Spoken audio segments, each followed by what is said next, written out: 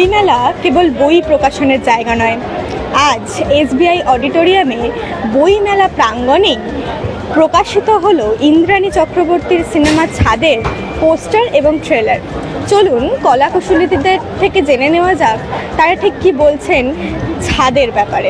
Release করার এই যে একটা অনুষ্ঠান শুরু হচ্ছে, রিলিজের একটা প্রক্রিয়া, সেটা আমরা বইমেলাতে করার কথা ভেবেছি। কারণ একটা হচ্ছে যে বইপ্রেমী মানুষ আমার ছবি দেখতে আসবেন বলে আমার বিশ্বাস। ফলে যারা বইমেলায় আসবেন তাদের কাছে যদি পৌঁছতে পারি তাহলে আমার ছবির দর্শকের কাছে আমি পৌঁছতে পেরেছি মনে করব। খুব ভালো অনুভূতিটা, মানে আমি বললামই এটা খুব বিশেষ দিন আমাদের এন্টার ছাদের টিমের জন্যই বলবো। কারণ বহুদিনের অপেক্ষার পর ছবি মুক্তি পেতে চলেছে, আর মুক্তির তারিখও আপনাদের সামনেই বলে দেওয়া হলো 8ই মার্চ, যেটা আন্তর্জাতিক নারী দিবস। সেরকম একটা দিনে ছাদ মুক্তি পাচ্ছে। আর আজকের দিনটা খুব স্পেশাল, কারণ বইমেলার সঙ্গে আমাদের সকলেরই, বাঙালিদের ছোটবেলা থেকে আমরা ভীষণ ওতপ্রোতভাবে জড়িত। মানে বহু জায়গায় বইমেলা হয়েছে, সব জায়গাতেই আমরা সবসময় গেছি ছোটবেলা থেকে।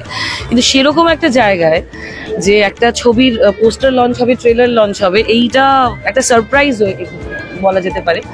আর সত্যি তো বই থেকে তো মানে বহু সিনেমা হয়েছে, আমি নিজেই বহু সিনেমা করেছি যেটা সাহিত্য নির্ভর আর কি, সাহিত্য ভিত্তিক। সেখান থেকে দাঁড়িয়ে বইমেলাতে একটা ছবির poster launch, trailer launch, it's a very special.